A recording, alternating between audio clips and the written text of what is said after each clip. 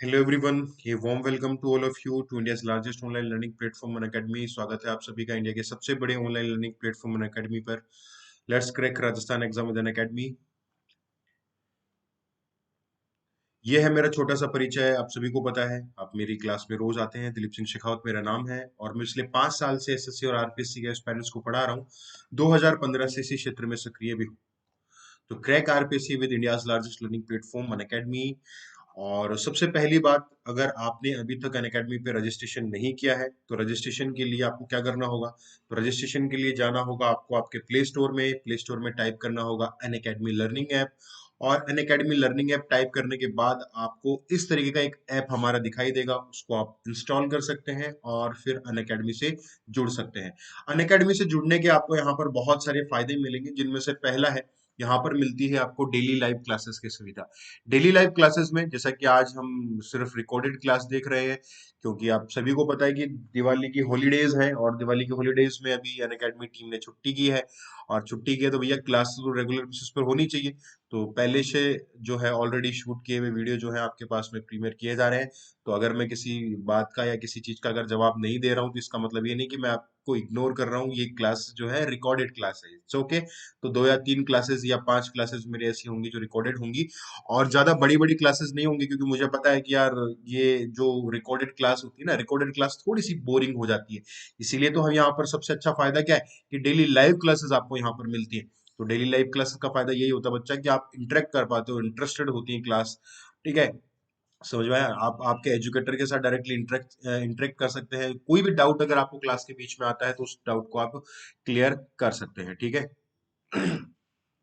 Structured course मिलेगा। Structured course में आपको यहाँ पर मिलता है आपके सिलेबस का कोई भी सिलेबस है, लाइक आप आरएस की तैयारी कर रहे हैं, यूपीएससी सीडीएस, जो भी आपका सिलेबस है उसका 360 एनालिसिस आपको यहाँ पर देखने को मिलता है। लाइव टेस्ट एंड क्विजेस में आपका जो भी सिलेबस रहेगा, जो भी टॉपिक आपको पढ़ाया जा रहा है वीकली, उसमें माइनर और मेजर टेस्ट आपके यहाँ पर लिए जाते हैं। माइनर और मेजर टेस्ट का फायदा ये है कि ये आपके लिए एक रिफाइनिंग प्रोसेस होता है।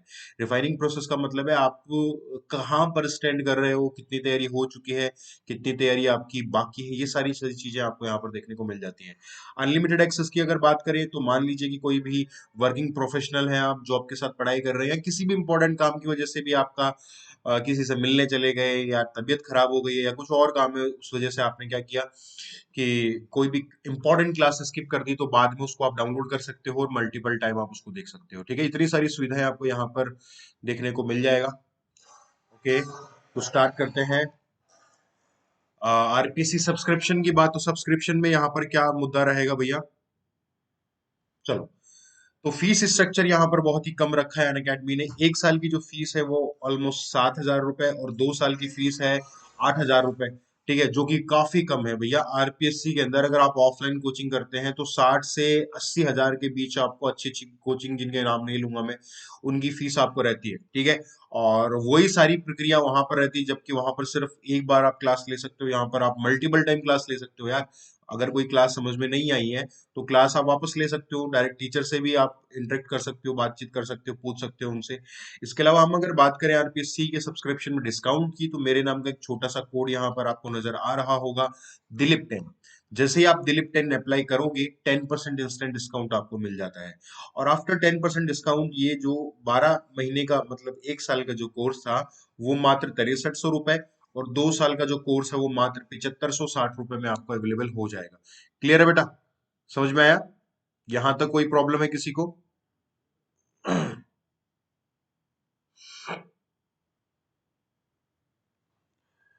अब स्टार्ट करते हैं अपना चैप्टर 8। और चैप्टर 8 लास्ट क्लास में हमने डिस्कस किया था। ठीक है, लास्ट क्लास में मैंने आपसे डिस्कस किया था कि कुछ बातें मोशन के बारे में, जस्ट मैंने कहा था कि एक इंट्रोडक्टरी क्लास है, उसी क्लास को हम थोड़ा सा आगे बढ़ाते हैं। ठीक है, तो लास्ट क्लास में मैं आपको बता चुका था कि रेस्ट क्या होता है, इसके अलावा मोशन क्या होता है, इसके अलावा वेक्टर क्वांटिटीज क्या होती है, स्केलर क्वांटिटीज क्या होती है, क्या मैंने इनके बारे में आपसे डिस्कस किया था। ठीक है, आपको आई होप वो समझ में आ गया होगा। अगर कोई भी टॉपिक अगर आपको समझ में नहीं आया है तो आप कमेंट में जाकर कमेंट कर सकते हैं कि सर ये वाला टॉपिक हमको समझ में नहीं आया है। तो जैसे ही दिवाली की छुट्टियां खत्म होंगी आप मुझे कमेंट करके रखिएगा, मैं कमेंट चेक कर लूंगा, क्योंकि मेरे पास सारे कमेंट्स का अपडेट आता है। तो जैसे ही वो कमेंट का अपडेट आएगा मेरे पास, मैं चेक कर लूंगा कि भाई हाँ, आप ये जो कमेंट है थोड़ा सा नेगेटिव है या फिर जो भी मामला रहेगा, ठीक है, तो हम चेक कर लेंगे, ठीक है। और स्टार्ट करते हैं मोशन। तो मोशन में देखो यहाँ पर मैंने कहा था मोशन क्या होता है, जब भी कोई ऑब्जेक्ट टाइम के रेस्पेक्ट में या ऑब्जर्वर के रेस्पेक्ट में अपना पोजीशन चेंज करता है, पोजीशन चेंज करता है, तो उसको आप क्या कहते हो, उसको आप कहते हो आपका मोशन। और लास्ट अभी भी मैं स्टार्ट नहीं कर रहा हूं, मैं अभी भी एनसीईआरटी में जो लिखा हुआ ना ये स्टार्ट नहीं कर रहा हूँ। देखो एनसीईआरटी का मैंने अभी तक कुछ भी नहीं बताया आपको, और मैं भी एनसीईआरटी का कुछ बताऊंगा भी नहीं आपको, ठीक है। पहले मैं मेरी तरीके से आपकी कुछ चीजें क्लियर कर रहा हूँ, एंड देन फिर एनसीईआरटी जब आप देखोगे तो गारंटीड, गारंटी के साथ कह रहा हूँ एनसीईआरटी की चीजें आपके लिए बहुत इजी सी फील होंगी, आपको इजी फील होंगी। तो देखो मैं आपको पहले मेरे तरीके से समझा रहा हूँ, पहले अभी लास्ट क्लास में मैंने आपको एनसीईआरटी का कुछ भी नहीं पढ़ाया था, कुछ भी, बस आपका बेसिक क्लियर कर रहा था। तो प्लीज ये बेसिक क्लियर कर लो, एंड देन बेसिक क्लियर करने के बाद फिर आप जब एनसीईआरटी को देखोगे तो एनसीईआरटी आपकी बहुत क्लियर, क्रिस्टल क्लियर आपको हो जाएगा एनसीईआरटी का मुद्दा, कि सर एनसीईआरटी बहुत समझ में आ रही है और कोई दिक्कत वाली बात नहीं है सर एनसीईआरटी में, ठीक है। तो स्टार्ट करते हैं। देखो मैंने कहा लास्ट क्लास में मोशन, और मोशन के लिए मैंने कहा था बेटा मोशन की दो स्टेट होती हैं, ठीक है। मोशन की कितनी स्टेट होती हैं, दो स्टेट होती हैं। सर दो स्टेट मतलब सर दो अवस्था, टू स्टेट्स, जैसे मूवी देखी है ना आपने, टू स्टेट्स मूवी देखी होगी, बहुत सारे लोगों की फेवरेट भी होगी, लव स्टोरी है, आपकी उम्र की है। तो मैंने कहा टू स्टेट्स, दो अवस्था, ठीक है। दो अवस्था है सर, कौन कौन सी मोशन में दो दो स्टेट हो सकती है सर, एक पहली होती है और सर एक दूसरी होती है। पहली होती है the state of rest, state of rest. अगर आप रफ कॉपी और पेन, आपका हथियार AK-47 लेकर बैठे हैं, तो प्लीज नोट डाउन करते रहिए सारी सारी चीजें, आपको एनसीईआरटी में बहुत कम चीजें देखने को मिलेंगी। मैं एनसीईआरटी को थोड़ा सा एलिब्रेट एक्सप्लेन करके समझा रहा हूँ आपको, तो ये आपको ऐसा बुक वगैरह के अंदर एनसीईआरटी की बुक में नहीं मिलेगा जो मैं आपको समझा रहा हूँ, लेकिन आपके बेसिक्स के लिए वो काफी इंपॉर्टेंट है। तो मैंने कहा कि द स्टेट ऑफ रेस्ट, ठीक है, आप कह सकते हो कि स्थिर अवस्था, जो हमने कहा था लास्ट में भी मैंने आपको बताया था। और दूसरा होता है बेटा state of motion, state of motion, ठीक है, ये दो स्टेट होती हैं। तो आपने कहा कि sir an object is said to be at rest if it does not change its position, आप कहेंगे sir with the respect of time या with the respect to time, कि टाइम के रेस्पेक्ट में अगर आप कहें कि सर उसकी पोजीशन नहीं बदल रही है, तो आप कहोगे कि सर वो स्थिर अवस्था है। अगर आप with the respect to time, अगर जो स्टेट है, आई I मीन जो उसकी पोजीशन है वो बदल जाती है, ठीक है, ऑब्जर्वर के रेस्पेक्ट में या टाइम के रेस्पेक्ट में अगर उसकी पोजीशन या उसकी स्थिति में परिवर्तन आ जाता है, तो आप कह सकते हो कि स्टेट ऑफ मोशन की स्थिति में है वो, गति की अवस्था में वो है। ये नॉर्मल सी चीज थी जो मैंने लास्ट क्लास में आपसे डिस्कस की थी। अच्छा, अब हम नए मुद्दे पर आते हैं। मैंने आपसे कहा था कि देखो कुछ जो चीजें हैं वो बहुत काफी इंपॉर्टेंट है, बहुत इंपॉर्टेंट है, और उन इंपॉर्टेंट चीजों के अंदर हम सबसे पहले डिस्कस करने वाले हैं, एक तो डिस्टेंस, जिनसे रेगुलर बेसिस पर सवाल पूछा गया है, और एक होता है डिस्प्लेसमेंट। अगर आज की क्लास में डिस्टेंस और डिस्प्लेसमेंट भी अगर आपको अच्छे से समझ में आ गया, तो आज की क्लास सार्थक हो जाएगी भैया। मैंने क्या कहा कि आज की क्लास में अगर डिस्टेंस, जैसे छोटी छोटी सेशंस ले रहा हूं मैं, इतने बड़े सेशंस नहीं ले रहा हूं मैं, ठीक है, तो ज्यादा बड़ी क्लासेस हम नहीं लेंगे, छोटी छोटी सेशंस लेंगे, क्योंकि थोड़ा सा आप समझ रहे हैं ना, रिकॉर्डेड वीडियो में आपको थोड़ी प्रॉब्लम हो सकती है, एंड देन फिर जब आपकी लाइव क्लासेस स्टार्ट होंगी छुट्टियों के बाद में, हॉलीडेज के बाद, वैसे तो कोरोना काल में हॉलीडेज ही है सब कुछ, लेकिन ऑफिशियली छुट्टियां भी तो चाहिए होती है ना भाई। अब अन अकेडमी के ऊपर टीम काम कर रही है, बहुत बहुत बड़ी टीम काम कर रही है, इनके वीडियो का प्रीमियर करवाना, लाइव सेशंस करवाना, ये हमारे बस का नहीं, हम तो सिर्फ क्लास लेते हैं, लेकिन हमारे पीछे भी बहुत बड़ी टीम काम कर रही है। अच्छा, जो आपको दिख नहीं रही है, ठीक है, तो वो टीम, उसको भी तो हॉलीडे चाहिए ना भैया, तो उन चक्कर में आपकी जो है लाइव क्लासेस नहीं हो पा रही है। हाँ, स्पेशल पर लाइव क्लासेस होंगी, उसके अंदर टीम की रिक्वायरमेंट नहीं होती है, उसमें तो सिर्फ मैं जो करूंगा वही होगा। तो अपनी स्पेशल पे जो लाइव क्लास तो होगी, लेकिन अपनी यूट्यूब के ऊपर लाइव क्लासेस नहीं होगी, तो 5-6 सेशन कुछ ऐसे होंगे जो सेशन रिकॉर्डेड प्रीमियर होंगे, ठीक है। तो जैसे ये जो रिकॉर्ड कर रहा हूं मैं अभी, ये आपका लेक्चर, तो यहाँ पर ये रिकॉर्डेड है, तो ठीक है। तो हमने कहा सर डिस्टेंस, जिसको आप क्या कहते हो सर हिंदी में दूरी कहते हो सर, और सर डिस्प्लेसमेंट जिसको आप क्या कहते हो सर विस्थापन कहते हो, क्या कहते हो सर विस्थापन कहते हो। अच्छा, तो दूरी और विस्थापन में क्या अंतर होता है, पहली बात तो हमें डिसाइड करेंगे सर ये दूरी है क्या, विस्थापन है क्या। ठीक है, ये डिसाइड कर ले, एंड देन उसके बाद फिर सारी सारी चीजें हम डिस्कस करेंगे कि सर दूरी और विस्थापन के अंदर कौन कौन सी चीजें क्या क्या होंगी क्या क्या नहीं होंगी। देखो सबसे पहली बात, सबसे पहला पॉइंट कि डिस्टेंस जो होती है, जो मैं आपको कल बता चुका हूं, distance is a scalar quantity, scalar quantity. ठीक है, और displacement, displacement is vector quantity, जिसको हम हिंदी में सदिश राशि कहते हैं। देखो इनके हर एक एक अंतर है ना, एक एक डिफरेंस, ये डिफरेंस आपके एग्जाम में किस किस तरीके से पूछा गया है, मैं आपको न्यूमेरिकल्स करवा के बताऊंगा। आपके स्तर को ऐसा नहीं कि मैं सिर्फ आपको थ्योरी पढ़ा दूंगा या कुछ और है, किस किस तरीके के सवाल आज तक पूछे गए हैं, और जब मैं इसकी क्वेश्चन प्रैक्टिस करवाऊंगा तो आपको बिल्कुल क्लियर हो जाएगा कि सर अच्छा इस तरीके के सवाल पूछे जा सकते हैं। तो हमने पहली चीज क्या बोली बच्चा, कि this is a scalar unit. ठीक है, स्केलर क्वांटिटी, हम कह सकते हैं कि सर ये अदिश राशि होती है, ये कैसी होती है, अदिश राशि होती है। क्लियर है बेटा, और ये क्या है बेटा, सदिश राशि है। अच्छा, अदिश राशि सदिश राशि का मतलब मैं आपको बता चुका था कि बेटा अदिश राशि का मतलब है कि इसको रिप्रेजेंट करने के लिए सिर्फ मैग्नीट्यूड की रिक्वायरमेंट पड़ती है, परिमाण की आवश्यकता होती है, डायरेक्शन दिशा की रिक्वायरमेंट नहीं होती है। ए का मतलब नहीं, दिश का मतलब दिशा, डायरेक्शन नहीं है। क्लियर है, लाइक आपका मास हो गया। ठीक है, मास का मतलब है मीट नहीं, मास का मतलब है द्रव्यमान। क्लियर है, या इसके बाद मैं कहूं टेम्परेचर हो गया सर, इसके अलावा लेंथ हो गई है। ठीक है, वेट जो आपने कहा वो हो गया है। अच्छा, वेक्टर क्वांटिटी की बात करें तो सर वेक्टर क्वांटिटी में सर इसमें मैग्नीट्यूड और डायरेक्शन, मतलब सर परिमाण और दिशा दोनों की रिक्वायरमेंट होती है, लाइक सर फोर्स, फोर्स। ठीक है बेटा, फोर्स जो है उसमें आपको मैग्नीट्यूड और डायरेक्शन दोनों की रिक्वायरमेंट आपको पड़ती है। क्लियर है बेटा, समझ में आया। अच्छा, वेलोसिटी, वेलोसिटी मतलब वेग, वेग जो वेलोसिटी है उसमें भी मैग्नीट्यूड और डायरेक्शन की रिक्वायरमेंट पड़ती है। तो सर जैसे फोर्स है, वेलोसिटी है, ये सब अपने आप में सर कैसे हैं, ये कैसे हैं सर, ये आपके वेक्टर होते हैं। ठीक है, तो उसमें से डिस्प्लेसमेंट जो है, डिस्प्लेसमेंट विस्थापन भी अपने आप में क्या होता है बेटा, वेक्टर क्वांटिटी होता है। मतलब इसको दिखाने के लिए भी आपको मैग्नीट्यूड और डायरेक्शन की रिक्वायरमेंट पड़ेगी। पहला पॉइंट डिस्टेंस और डिस्प्लेसमेंट में क्लियर हो जाना चाहिए कि ये जो स्केलर होती है ये वेक्टर होती है। आज से लगभग 4-5 साल पहले राजस्थान पुलिस का जो एग्जाम हुआ था उसमें ये सवाल पूछा गया था, ये पता नहीं कौन से ईयर का सवाल था, उसके अंदर पूछा गया था। अच्छा, दूसरी बात वापस में इधर डीएसपी, ठीक है, ये डिस्प्लेसमेंट है, और ये डीएसटी ये डिस्टेंस है।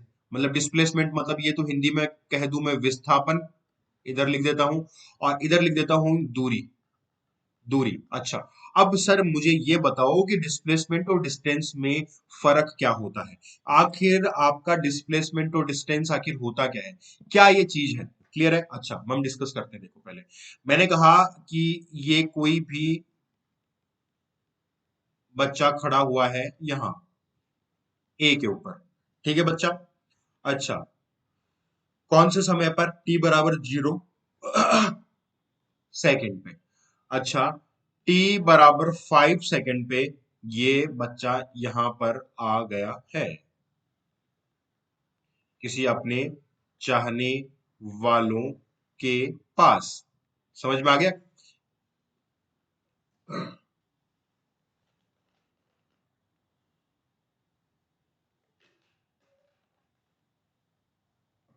ठीक है, अच्छा यहां पर देखो तीन चीजें होंगी।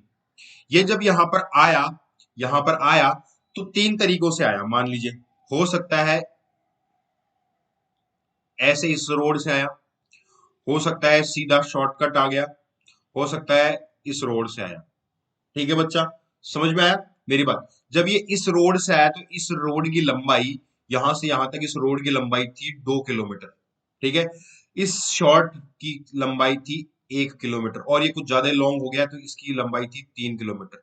समझ पा रहे हो, ये रास्ता, ये जो रास्ता मैंने तीन रास्ते आपको यहां पर बताए, एक रास्ता ए था, एक रास्ता बी था, एक रास्ता सी था। क्लियर है बेटा, समझ में आया। तो मैं कहूं आपसे कि यहां पर ये जो पूरा पाथ है, इस ए से लेकर यहां पर इस कंडीशन, मान लीजिए ये यहां पर ये है डी और यहां पर ये है एफ, ये जगह, ये एस, इस जगह को मैंने एफ कह दिया, इस जगह को मैंने कह दिया डी, ये ए नहीं। ठीक है, जब ये डी से एफ दूरी तक पहुंचता है तो यहां पर इस रास्ते से होकर जाता है, और इस रास्ते की पूरी इस रोड की लंबाई है 2 किलोमीटर, समझ में आया। और जब ये इस रास्ते से जाता बिल्कुल स्ट्रेट, बिल्कुल इन दोनों के बीच का बिल्कुल स्ट्रेट, ये 1 किलोमीटर है, बिल्कुल शॉर्टेस्ट पाथ है ये, है ना, बिल्कुल सीधा रास्ता, सबसे छोटा रास्ता है ना इन तीनों में से। अच्छा, ये तीसरा रास्ता है, ये 3 किलोमीटर। हो सकता है ये इस रास्ते से गया हो सकता है इस रास्ते से गया हो सकता है इस रास्ते से। जब ये इस रास्ते से गया तो इसने कितनी कितनी दूरी तय की, आप कहोगे सर 2 किलोमीटर दूरी तय की। क्लियर है बेटा। अच्छा, यहां से जब ये यहां पर गया तो इसने कितनी दूरी तय की, इसने 1 किलोमीटर दूरी तय की। और यहां से लेकर यहां तक गया तो कितने किलोमीटर सर, 3 किलोमीटर। अच्छा, तो आप कहोगे सर सबसे छोटा रास्ता कौन सा है दोनों प्राइमरी इनिशियल पॉइंट्स और फाइनल पॉइंट के बीच में। इनिशियल पॉइंट जहां से इसने स्टार्ट किया था, प्रारंभिक बिंदु, और अंतिम बिंदु फाइनल पॉइंट जहां पर ये खत्म हुआ, जहां पर जाकर ये रुका। तो इन दोनों पॉइंट के बीच में जो सबसे सीधी शॉर्टेस्ट मतलब सीधी दूरी होती है, वो होती है आपकी डिस्प्लेसमेंट या विस्थापन। एग्जाम्पल के तौर पर मैं यहां पर था, जैसे देखो बचपन में आप क्या करते थे ना, देखो बचपन में मैं तो यही करता था कि है ना, मेरे को मम्मी एक छोटा सा बर्तन दे दी थी, और छोटा सा बर्तन कुछ इस तरीके का होता था वो बर्तन, ऐसा। ठीक है, ऐसा बर्तन, और उसमें मैं दूध लेने जाता था, उसको आराम से हाथ में डाल के दूध लेने। और दूध लेने जब जाता था ना तो इवनिंग और मॉर्निंग में दूध लेने जाते थे ऐसा। इवनिंग में मम्मी ले आती थी क्योंकि हमारा स्कूल होता था, एंड इवनिंग में मॉर्निंग में मम्मी ले आती थी, इवनिंग में हम जाते थे। तो मैं लहराता हुआ जाता था, पहले मैं मेरे दोस्त के घर पे, मैं पहले मेरा ये मेरा घर है, मेरा घर है। ठीक है, और मैं एक बार समझाता हूँ आपको तो आपको फील आएगी थोड़ी सी। ठीक है, थोड़ी सी बातें बातें करते रहेंगे तो थोड़ा सा फील आएगी आपको क्लास की, वरना फील ही नहीं आएगी कि सर कोई पढ़ा भी रहा है क्या। ठीक है, ये मान लीजिए कि मेरा घर है। ठीक है, और ये मेरे दोस्त का घर है, और ये हमारी आंटी का घर है जहां पर भैंस वाली आंटी रहती है, दूध लेकर जहां से मुझे आना है। अच्छा, मैं जब घर से स्टार्ट होता हूँ ना तो मैं जा सकता था मेरे घर से सीधा आंटी के, जो ऑलमोस्ट मान लीजिए 1 किलोमीटर दूर है। क्लियर है, 1 किलोमीटर। लेकिन ये मेरे दूसरे दोस्त का घर है। ठीक है, ये मेरे दूसरे दोस्त का घर है। ठीक है, अब मैंने क्या किया कि जब मैं यहां से निकलता हूं तो मैं अकेला, बोले यार अकेला कौन जाएगा, मैं अपने दोस्त के घर गया। मेरे घर से निकला, मेरे दोस्त के घर गया। मेरे दोस्त चला यार दूध लेने चलते हैं यार। वो बोला चल चलते हैं, तो वो बोलता है यार चल छोटू को भी ले चलते हैं साथ में, वो भी घर पे पड़ा होगा। फिर हम हमारे दूसरे दोस्त के घर पे गए। फिर दूसरे दोस्त बोले यार चल ना, हम ऐसा करते हैं कुछ खा के आते हैं यार। फिर हम कुछ दुकान पे कुछ खाने चले गए। फिर खाना, अरे यार आंटी दूध में पानी मिला देगी यार, मम्मी डांटेगी यार। फिर दूध में पानी मिलाने के डर से हम दूध वाली आंटी के गए। फिर दूध ले लिया, बोले चल अब कुछ खाने चलते हैं, फिर कुछ खाने गए। एंड देन फिर मैंने उसको अपने घर छोड़ा, फिर इसको इसके घर छोड़ा, और फिर मेरे घर पे आया। समझ में आया। तो मेरा बचपन कुछ ऐसा निकला, आपका बचपन शायद कुछ ऐसा हो, नहीं हो सकता है ऐसा हो। ठीक है, तो जो दूरी मैं सीधी सिर्फ 1 किलोमीटर में तय कर सकता था, वही दूरी मैंने 1 किलोमीटर, 2 किलोमीटर, 3 किलोमीटर, 4 किलोमीटर, फिर 5, फिर 6, 7 और 8 किलोमीटर में तय की। समझ में आया। तो वही, तो मेरे प्राइमरी, गया तो मैं यहीं पे ही, अरे भैया गया तो मैं सिर्फ यहीं पे, तो ये क्या कहलाएगा, ये फाइनल पॉइंट कहलाएगा, अंतिम बिंदु कहलाएगा। और मैंने कहां से शुरू किया था, मैंने शुरू कहां से किया था, इस जगह पर किया था। समझ में आया, इस जगह पर किया था। कोई दिक्कत है यहां तक। तो ये इनिशियल पॉइंट है, प्रारंभिक बिंदु है, और ये अंतिम बिंदु है। तो प्रारंभिक बिंदु और अंतिम बिंदु के बीच की सबसे छोटी या सीधी दूरी क्या कहलाती है, डिस्प्लेसमेंट कहलाती है। ये क्या है, डिस्प्लेसमेंट है। समझ में आ गया, विस्थापन है। और इस पूरे पथ की लंबाई, इस पूरे पथ की लंबाई क्या कहलाती है, ये कहलाती है दूरी। ठीक है, तो ये भी अपने आप में दूरी ही है, डिस्टेंस और डिस्प्लेसमेंट भी हो सकती है। क्लियर है। मैंने क्या कहा कि ये जो पूरी की पूरी लंबाई थी, ये कहलाएगी दूरी, डिस्टेंस। और ये जो शॉर्टेस्ट डिस्टेंस है प्राइमरी और इनिशियल और फाइनल पॉइंट के बीच में, ये कहलाती है डिस्टेंस। तो ये चीज आपको समझ में आ गई होगी। बोलो समझ में आई। एग्जाम्पल से समझ में आए, एग्जाम्पल से समझ में आएगा। क्लियर है, कोई दिक्कत है। तो मैंने कहा ए से बी के पास पहुंचे आप, तो ये और ये, तो ये तो हो गई दूरी। ठीक है, और ये हो गया विस्थापन। समझ में आ गया। आप यहां से शुरू हुए और यहां तक आ गए। यहां से लेकर ये ए था, और ये बी था, ऐसा ऐसा घूम के यहां पर आ गए। आप बोलोगे सर दूरी तो ये जो पाथ की जो लेंथ होगी इस पूरे मार्ग की जो लंबाई मान लीजिए कि 3 किलोमीटर है, ये तो हो गई दूरी। ठीक है बेटा, क्या हो गई दूरी, जिसको आप क्या कहते हैं, डिस्टेंस कहते हैं। और बोलेंगे सर डिस्प्लेसमेंट कितना हुआ, तो डिस्प्लेसमेंट तो मैंने क्या कहा कि इनिशियल पॉइंट और फाइनल पॉइंट के बीच की शॉर्टेस्ट पाथ जो होगी, जो सबसे छोटी दूरी, सबसे कम दूरी जो है, सीधी, बिल्कुल सीधी, स्ट्रेट स्ट्रेट डिस्टेंस बिटवीन आपका इनिशियल पॉइंट एंड हमारा फाइनल पॉइंट, ठीक है, इनके बीच की जो शॉर्टेस्ट पाथ जो है वही आपकी क्या है, डिस्प्लेसमेंट है। बोलो समझ में आया। तो ये होती है दूरी और विस्थापन। तो आई थिंक आपको ये तो पता चल गया होगा कि आखिर दूरी और विस्थापन में अंतर क्या होता है, what is the difference between distance and displacement. अच्छा, अच्छा, ये बात है। तो डिस्टेंस और डिस्प्लेसमेंट मतलब ये विस्थापन और ये दूरी। तो हम यहां पर कह सकते हैं कि the path path of sorry length, ठीक है, लेंथ ऑफ पाथ, क्लियर है। और यहां पर क्या लिख सकते हो आप लिख सकते हो shortest shortest length between first and last point, मतलब आपका इनिशियल एंड फाइनल पॉइंट, इन दोनों के बीच में शॉर्टेस्ट मतलब सीधी दूरी, स्ट्रेट दूरी, सीधी दूरी बिल्कुल प्राइमरी और आपका जो लास्ट पॉइंट था उनके बीच की दूरी। अच्छा, बस क्लियर है बिल्कुल, ऑल क्लियर। अच्छा, अभी नेक्स्ट पॉइंट आती है। हमने बता दिया था ये स्केलर होता है और ये कैसा होता है, वेक्टर होता है। तीसरा पॉइंट जो कि काफी बार पूछा गया है और बहुत ज्यादा इंपॉर्टेंट है, याद रखना इस चीज को। मैंने कहा distance distance never never can be negative, ठीक है, मैंने क्या कहा, नेवर कैन बी नेगेटिव, कभी जिंदगी में भी डिस्टेंस नेगेटिव नहीं हो सकती। समझ में आ गया। लेकिन आपने यहां पर लिखा कैन बी नेगेटिव, किसके लिए, डिस्टेंस डिस्टेंस कभी भी नेगेटिव नहीं हो सकता, लेकिन डिस्प्लेसमेंट विस्थापन ऋणात्मक हो सकता है, नेगेटिव हो सकती है। तो displacement can be negative. Sir कैसे, प्रूव करो। देखो हम प्रूव कर देते हैं आपके सामने। आज की क्लास में डिस्टेंस और डिस्प्लेसमेंट भी अगर आपको अच्छे से समझ में आ जाता है, ठीक है, तो कोई ज्यादा बड़ी बात नहीं है, बहुत अच्छा आपकी क्लास आज सार्थक हो जाएगी। ठीक है, ये वर्थफुल रहेगा अगर आपको डिस्टेंस और डिस्प्लेसमेंट भी समझ में आ गया तो। ठीक है, तो मैंने आपसे क्या कहा, मैंने कहा ये आपका कोई भी पॉइंट है और इस पॉइंट से आप ये घूमते हुए वापस इसी पर, मतलब ये तो वही वाली बात हुई, आपने आपके घर से घूमना स्टार्ट किया और आप वॉक करते करते करते घूमते वापस आपके घर पर आ गए।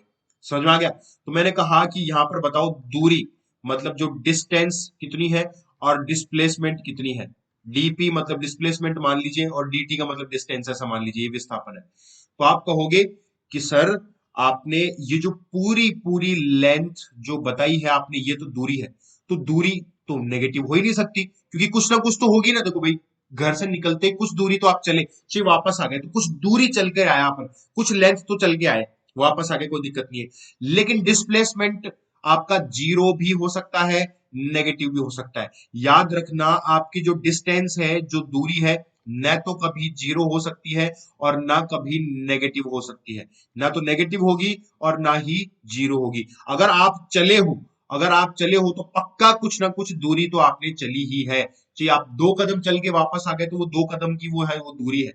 अब आप डिस्प्लेसमेंट की बात करो, तो डिस्प्लेसमेंट बच्चा मैंने क्या कहा था, मैंने कहा था इनिशियल और फाइनल पॉइंट के बीच में जो स्ट्रेट लाइन है, जो शॉर्टेस्ट पाथ है, शॉर्टेस्ट लेंथ है, वही डिस्प्लेसमेंट होगी। बोले सर ये तो माजरा, कुछ मामला ही बिगड़ गया।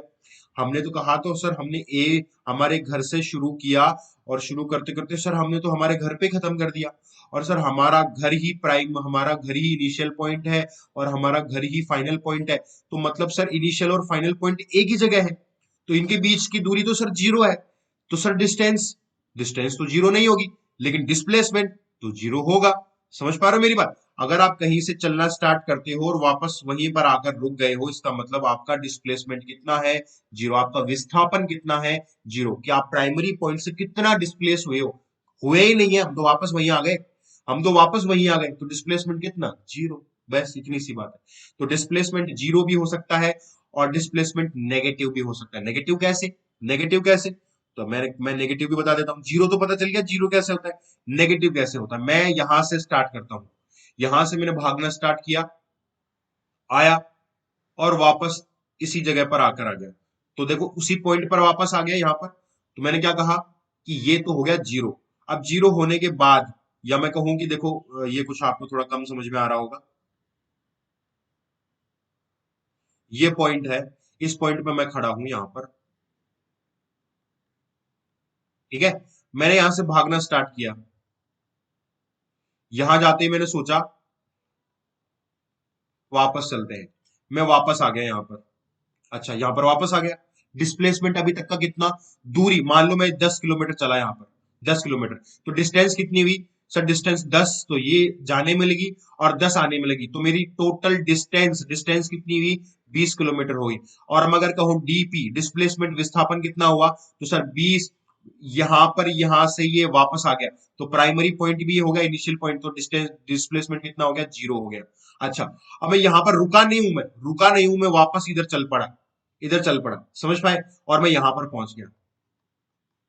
तो मैं इस तरफ गया था, इस तरफ जाने के बाद फिर इस तरफ चला गया। अगर मैं इस दिशा को पॉजिटिव मानूं तो इसको मुझे कितना मानना पड़ेगा, माइनस मानना पड़ेगा, नेगेटिव मानना पड़ेगा। तो मैं 10 किलोमीटर नेगेटिव में मतलब उस तरफ चला गया। तो अगर मैं बोलूं कि अब डिस्प्लेसमेंट कितना हुआ है, तो आप क्या कहोगे, डिस्प्लेसमेंट कितना हुआ, टोटल टोटल डिस्प्लेसमेंट और डिस्टेंस बताओ आप कितनी हुई। तो आप कहोगे सर पहले डिस्टेंस नापते हैं, डिस्टेंस कितनी, दूरी कितनी हो गई, 10 किलोमीटर, 10 किलोमीटर और 10 किलोमीटर, कितनी हो गई सर, 30 किलोमीटर हो गई। और सर अगर डिस्प्लेसमेंट की अगर हम बात करें, डिस्प्लेसमेंट कितना हुआ है, तो हमने कहा यहां से जब ये यहां पर आ गया तो जीरो हो गया, और यहां से जब ये यहां पर चला गया तो 10 किलोमीटर डिस्प्लेस हो गया, सीधी दूरी इनिशियल पॉइंट और फाइनल पॉइंट के बीच में। लेकिन ये नेगेटिव हुआ, तो डिस्प्लेसमेंट -10 किलोमीटर हुआ, -10 किलोमीटर हुआ। बोलो समझ में आया, कोई दिक्कत है यहां तक। एक एग्जाम्पल और देता हूं आपको, एक छोटा सा एग्जाम्पल, एग्जाम्पल से सीखो आप थोड़ा सा। मैंने कहा कि ये धरती है आपकी, समझ में आया। अच्छा, मैं यहां पर खड़ा हूं, कोई दिक्कत नहीं है, ठीक है। मैं सुपरमैन हूं, या मान लीजिए कि मैं सुपरमैन नहीं हूं, मेरे हाथ में कोई पत्थर है, इस पत्थर को मैंने ऊपर फेंका, ऊपर फेंका, समझ में आया। ऊपर फेंकने के बाद में धरती से नाप रहा हूं मैं 10 किलोमीटर ऊपर फेंक दिया इसको, 10 किलोमीटर ऊपर, 10 किलोमीटर ऊपर फेंक दिया। और ऊपर फेंकने के बाद ये पत्थर नीचे आया, तो इतनी स्पीड से आया, जब ये नीचे गिरता है तो धरती के इतना अंदर चला गया, मतलब 10 मीटर अंदर चला गया, या आप हम कहें कि 1 किलोमीटर अंदर धस गया, मिट्टी के अंदर अंदर धस गया, 1 किलोमीटर अंदर धस गया। अब मुझे बताओ इसमें डिस्टेंस और डिस्प्लेसमेंट कितना हुआ, ठीक है। तो वीडियो पॉज करके आप कमेंट में आंसर दे देना कि आंसर क्या था। चलो मैं फिर भी बता देता हूं आपको। यहां से इस जगह से पहले तो ये ऊपर गया, 10 किलोमीटर ऊपर जाकर आया, समझ में आया। डिस्टेंस नाप रहे हम पहले, 10 किलोमीटर ऊपर जाके आया, और फिर वापस से 10 किलोमीटर नीचे आया, तो कितना हो गया, 10 और 10 20, और 20 हमने बोला 1 किलोमीटर और नीचे धस गया मिट्टी में, तो 20 और 1 कितना हो गया, 21, 21 किलोमीटर तो दूरी हो गई है, समझ में आ गया। अच्छा, तो अब हम कहें डिस्प्लेसमेंट की बात, डिस्प्लेसमेंट कितना, तो हमने कहा सर प्राइमरी इनिशियल पॉइंट और फाइनल पॉइंट के बीच में स्ट्रेट लाइन जो होती है वो। तो आपने कहा कि सर प्राइमरी पॉइंट कौन सा था, हमने फेंका तो यहां से था, तो यहां से वापस धरती तक आ गया तो जीरो हो गया, और इससे धरती से 1 किलोमीटर नीचे चला गया, 1 किलोमीटर नीचे चला गया, तो यहां से लेकर और 1 किलोमीटर, क्या ये डिस्प्लेसमेंट कहलाएगा। आप बोलोगे बिल्कुल सर, ये 1 किलोमीटर क्या कहलाएगा, डिस्प्लेसमेंट। तो डिस्प्लेसमेंट कितना होगा, 1 किलोमीटर हुआ। बोलो समझ में आया। तो इस तरीके से, और वो भी कौन सा, माइनस में, क्योंकि ये ऊपर की तरफ हमने फेंका था, इधर इसको प्लस मानेंगे, तो नीचे की तरफ किसको मानेंगे, माइनस मानेंगे, अपोजिट डायरेक्शन में भी तो गया है। तो -1 किलोमीटर डिस्प्लेसमेंट हो गया किसका, आपके, ठीक है। बोलो। अच्छा,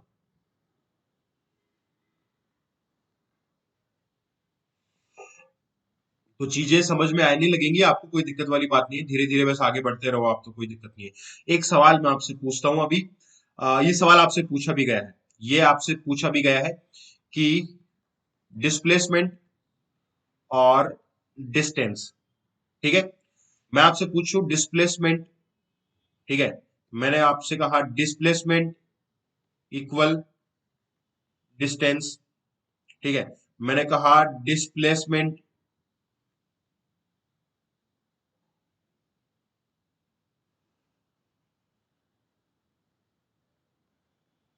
डिस्टेंस, और मैंने कहा डिस्प्लेसमेंट और ये डिस्टेंस। इसमें से first option, second option, third option और फोर्थ ऑप्शन, कौन सा ऑप्शन सही है? ठीक है, कौन सा ऑप्शन सही है? अगर आपको वीडियो पॉज करके आंसर देना है, और इसका आंसर मैं, चलो बताना है, मुझे पता नहीं क्योंकि मैं बाद में भूल जाऊंगा इसलिए। ठीक है, तो मैं आंसर भी बता देता हूँ इसका। इसका आंसर देखो, हम पहले डिस्कस कर लेते हैं। मैंने कहा डिस्प्लेसमेंट क्या डिस्टेंस से ज्यादा हो सकता है क्या? विस्थापन क्या दूरी से ज्यादा हो सकती है क्या? तो आप कहोगे सर नेवर, कभी भी ऐसा नहीं हो सकता, कभी भी। ये यहां से बंदा यहां तक चलेगा तो डिस्प्लेसमेंट ऑलवेज इतना ही रहेगा, ऑलवेज इतना ही। लेकिन डिस्टेंस हमेशा बहुत बड़ी हो सकती है, डिस्टेंस हमेशा ज्यादा बड़ी हो सकती है। तो डिस्प्लेसमेंट बराबर तो हो सकता है, क्या पता ये सीधे सीधे चला गया हो। तो ये अगर ये बंदा यहां से सीधा सीधा चला जाता है तो डिस्प्लेसमेंट और विस्थापन, दूरी और विस्थापन, डिस्प्लेसमेंट और डिस्टेंस दोनों सेम हो जाएंगे, बराबर हो जाएंगे। ठीक है बेटा, तो मैंने कहा डिस्प्लेसमेंट और डिस्टेंस, डिस्प्लेसमेंट कभी भी बड़ा नहीं हो सकता, गलत। डिस्प्लेसमेंट और डिस्टेंस बराबर हो सकते हैं, सही है। डिस्प्लेसमेंट डिस्टेंस से छोटा और बराबर होगा, तो आपने कहा बिल्कुल सर, जो डिस्प्लेसमेंट है ये छोटा भी है और बराबर भी, मतलब छोटा भी हो सकता है और बराबर, तो ये तो बिल्कुल एक्यूरेट है। डिस्प्लेसमेंट बड़ा है डिस्टेंस से, बिल्कुल नहीं सर, गलत है। ठीक है, तो इस तरीके से आपका ये सबसे एक्यूरेट, सबसे अच्छा आंसर है कि डिस्प्लेसमेंट बराबर भी हो सकता है और छोटा भी हो सकता है। क्लियर है बेटा, ये चीज आपको यहां पर याद रखनी है। तो डिस्प्लेसमेंट जो है, जो विस्थापन है, दूरी के बराबर हो सकता है लेकिन ज्यादा नहीं हो सकता, दूरी से कम हो सकता है, बराबर हो सकता है, ज्यादा कभी नहीं हो सकता है। क्लियर बेटा, ये चीज आपको यहाँ पर पता होनी चाहिए। अच्छा, अब मैं कुछ सवाल है आपसे, कुछ सवाल आपसे पूछने की कोशिश करता हूँ, और हल कर लेता हूँ सवाल आपके सामने, तो आपकी चीजें थोड़ी क्लियर, और थोड़े कॉन्सेप्चुअल सवाल हैं, कभी कभी पूछ लिए जाते हैं। मान लीजिए कि ये ए था और ये बी है, ये पॉइंट। ठीक है बेटा, और ये हाफ सर्कल मैंने बना दिया, हाफ सर्कल। ठीक है, पूरा सर्कल इस तरीके से बन जाता है, ये हाफ सर्कल मैंने बना दिया। ठीक है, तो कोई भी आदमी यहां से घूमता हुआ घूमता हुआ घूमता हुआ बी पर जाता है। ठीक है, और एक आदमी समझदार है, वो सीधा का सीधा बी के ऊपर चला जाता है। बस मैं आपसे ये पूछने की कोशिश कर रहा हूं, मैं आपसे बस इतना पूछने की कोशिश कर रहा हूं कि यहाँ पर डिस्प्लेसमेंट और डिस्टेंस कितना होता है, डिस्प्लेसमेंट और डिस्टेंस कितना होता है। क्लियर है बच्चा, समझ में आया? तो मैं आपसे देखो, मैं आपसे ऑलमोस्ट 5 सवाल मैं आपको देता हूं, और 5 सवाल का जवाब आप देंगे या सॉल्व करके आप मुझे बताएंगे। अ, मैं अभी आपको सवाल दे दूं एंड कमेंट में आप मुझे जवाब दे दें या कुछ हो रहा है। और जब ये क्लास स्टार्ट होगी, यार ऐसा हो नहीं पाएगा ना लाइव सेशन में, तो ऐसा हो जाता है क्योंकि रेगुलर 5 दिन तक अपना यही सेशन चलेंगे, तो 5 दिन में तो ये चैप्टर ही पूरा हो जाएगा, और चैप्टर पूरा हो जाएगा तो इन सवालों के जवाब आपको मिलेंगे नहीं 5 दिनों तक, और चैप्टर काफी आगे निकल जाएगा, तो ये कॉन्सेप्ट आपका अधूरा रह जाएगा। तो चलो, ये तो हम लाइव सेशन में करेंगे, हम अभी नहीं कर सकते हैं। तो अभी मैं आपको खुद ही समझा देता हूँ, चलो। तो चलो, आप आंख बंद करके आराम से देख सकते हो, कोई दिक्कत वाली बात नहीं है, मतलब समझना है इसको, पहले खुद करने की कोशिश करना है, देन फिर मेरे आंसर से मैच कर लेना। ठीक है, ऐसा मान लेते हैं। तो उम्मीद है जिसका भी सही आंसर कमेंट करके बता देना, सर मेरा आंसर सही था। अच्छा, ईमानदारी से। तो मैंने कहा सर ए से एक आदमी जो चला, एक आदमी जो चला, मान लीजिए एक्स तो इधर से सीधा चला गया, और वाई आदमी जो था वो यहां से यहां तक पहुंच गया सर्कल के अंदर। तो आप कहोगे सर डिस्टेंस और डिस्प्लेसमेंट कितना है? तो डिस्टेंस, आपने कहा कि डिस्टेंस तो ये है सर, ये है। तो आप क्या कहोगे, डिस्टेंस कितनी होगी? अगर सोचो ये पूरा का पूरा सर्कल होता, तो ये इसकी सरकमफेरेंस कितनी होती? इसकी सरकमफेरेंस होती 2 पाई आर। अच्छा, अगर ये हाफ सरकमफेरेंस की अगर हम बात करें तो कितनी होनी चाहिए? आधी कर दे क्या? आधी, तो बोला पाई आर। इतनी गणित तो आती है आपको यार, मैथ्स पढ़ते हो आप, बहुत अच्छे से मैथ्स पढ़ते हो, मुझे तो मैथ्स आती भी नहीं भैया। तो आप कहोगे कि सर डिस्टेंस जो थी, डिस्टेंस ये है, और ये है पाई आर। ये कितनी है सर? पाई आर है। बोलो यहां तक किसी को कोई प्रॉब्लम है? ये पाई आर हमने डिस्टेंस बोल दिया। अगर इसकी हम त्रिज्या या हम इसकी रेडियस हम आर कह दे तो, ठीक है।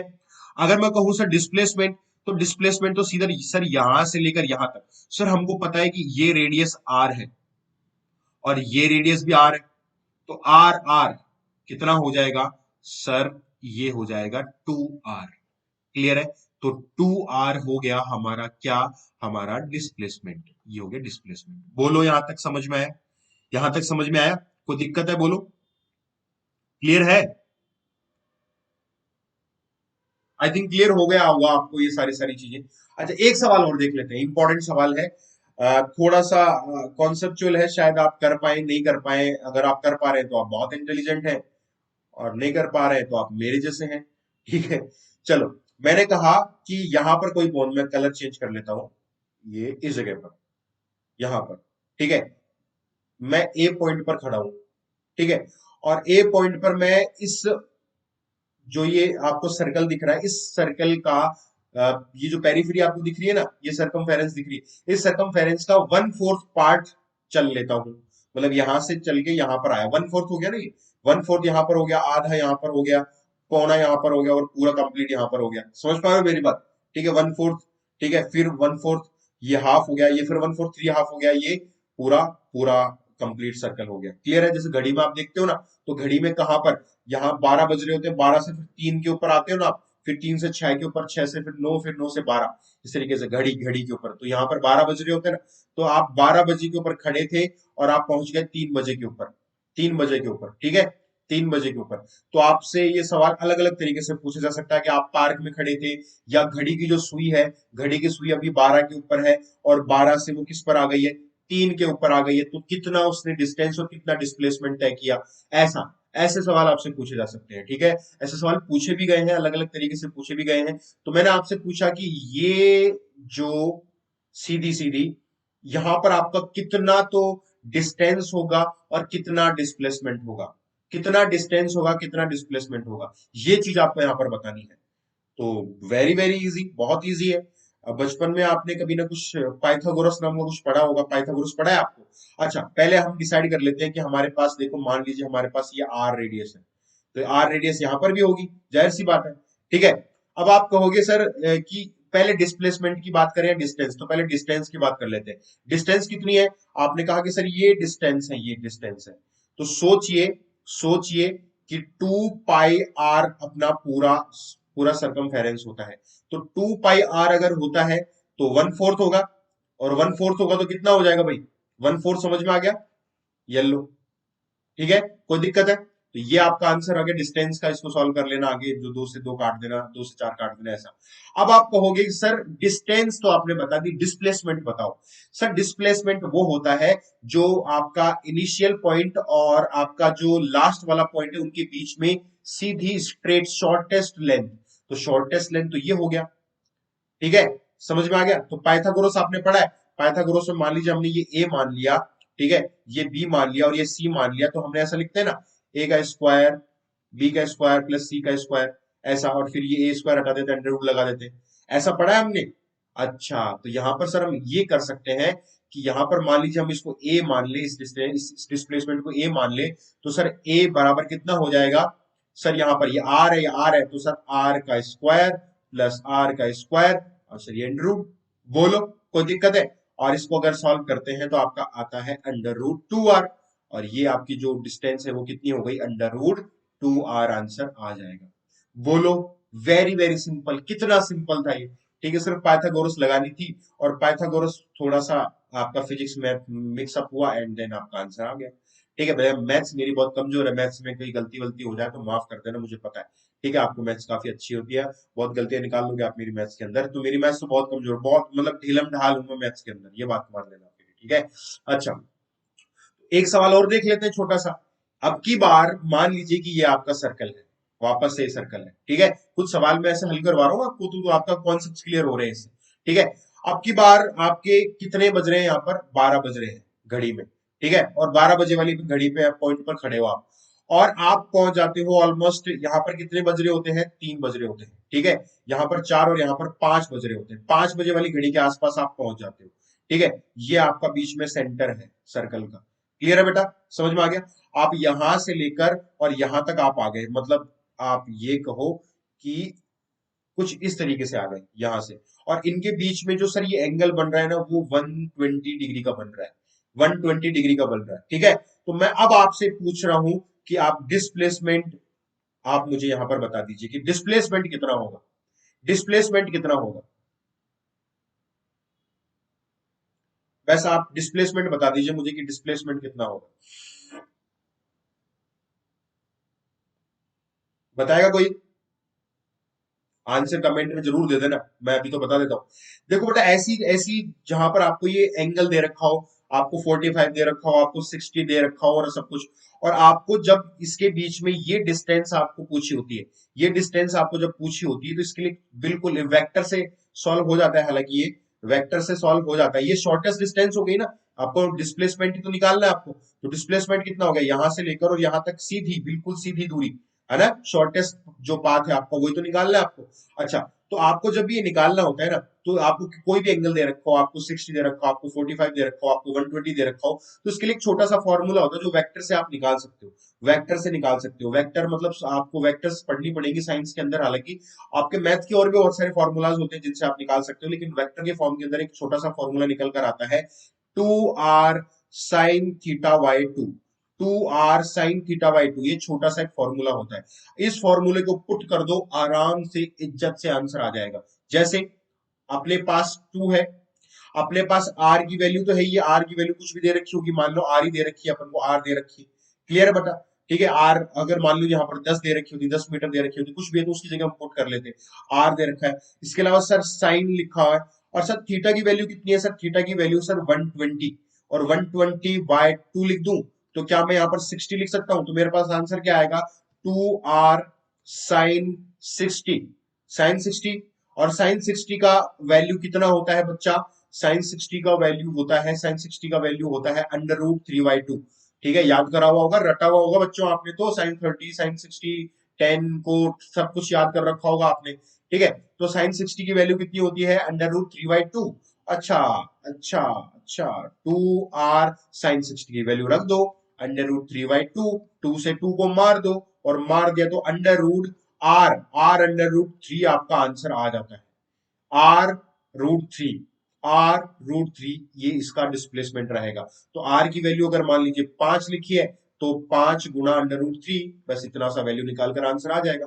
आर की जो भी वैल्यू रखी होगी यहां पर पुट कर देना, इतना सा आपका जवाब रहता है। तो क्या आपको डिस्प्लेसमेंट और इसके बीच में जो भी मुद्दा था समझ में आया? तो आई थिंक डिस्प्लेसमेंट और डिस्टेंस का जो भी मुद्दा होगा आपको क्लियर हो गया होगा। अगर आपको क्लियर नहीं हुआ है तो प्लीज कमेंट सेशन में जाइए, और कमेंट सेशन में जाकर मुझसे आप डिस्कस कर सकते हैं। कमेंट सेशन में तो अभी कोई दिक्कत नहीं है, अपन जिंदा है वहां पे तो 4 दिनों के लिए। ठीक है, और बाकी स्पेशल क्लास तो अपनी है ही। अगर यहाँ पर आपको कुछ समझ में नहीं आ रहा है तो दिलीप शेखावत के नाम से अकेडमी पर प्लस क्लास भी तो चलती है मेरी, तो प्लस क्लास में आप वहां पर मुझसे बातचीत कर सकते हैं, और वहां पर मुझसे पूछ सकते हैं कि सर वो आपने ऐसा कैसे बताया था, आपकी हिम्मत कैसी हुई वैसा बताने की, आप वापस बताओ हमको। ठीक है, तो थैंक यू सो मच। और अभी देखो, अभी एनसीईआरटी स्टार्ट मैंने बिल्कुल नहीं किया, और अब वो आपको एनसीईआरटी स्टार्ट जब मैं करूंगा तो गारंटी के साथ कह रहा हूँ, आप बोलोगे ना सर आप फालतू की बकवास मत करो, सिर्फ एनसीईआरटी पढ़ाओ, तो वो बड़ा एनसीईआरटी पढ़ाने का कोई मुद्दा नहीं रहेगा, क्योंकि एनसीईआरटी में जो टॉपिक्स जो मैं आपको भी पढ़ा रहा हूँ ना, ये नोट कर लेना सारी की सारी चीजें। और जब इन चीजों के बारे में अब एनसीईआरटी को देखोगे ना, तो एनसीईआरटी फ्लो में ऐसा स्मूथनेस, अरे ऐसा लगेगा जैसे ग्रीस लगा रखी है, ऐसे फिसल रहे हो एनसीईआरटी पे आप, कतई मजे ले रहे हो आप, फिसल पट्टी पे फिसल रहे हो, ऐसा मजा आएगा बिल्कुल। ठीक है, तो लेट्स क्रैक राजस्थान एग्जाम को आप सब्सक्राइब कर लो, बेल बटन को दबा दो, आने वाले नोटिफिकेशन आपको मिल जाएंगे। कोड वोड आपको लगाना है तो लगा लीजिए भैया, दिलीप 10 लगाओगे 10% इंस्टेंट डिस्काउंट मिल जाएगा। अगर आप आरपीएससी का कोई भी सब्सक्रिप्शन खरीद रहे हो, यूपीएससी का सब्सक्रिप्शन खरीद रहे हो, या किसी और कोर्स का सब्सक्रिप्शन किसी को दिला रहे हो, किसी को आप बता रहे हो कि अनअकैडमी बहुत अच्छा प्लेटफॉर्म है, बहुत अच्छे टीचर्स हैं, दिलीप सर के अलावा सब अच्छा पढ़ाते हैं, ठीक है, तो वहां पर आप आ सकते हो, मेरा कोड लगा सकते हो, लो कोड लगाओ, 10% इंस्टेंट डिस्काउंट मिल जाएगा। और उसके बाद जो भी आपको करना है 10% का कर लेना भैया। मिलते हैं अगले वीडियो के अंदर, और अगली वीडियो के अंदर अपन एनसीईआरटी सच में स्टार्ट कर देंगे। Thank you so much. घर रहिए, सुरक्षित रहिए, पटाखे वटाखे मत चलाइए, इको फ्रेंडली दिवाली मनाइए, और हैप्पी दिवाली अगेन।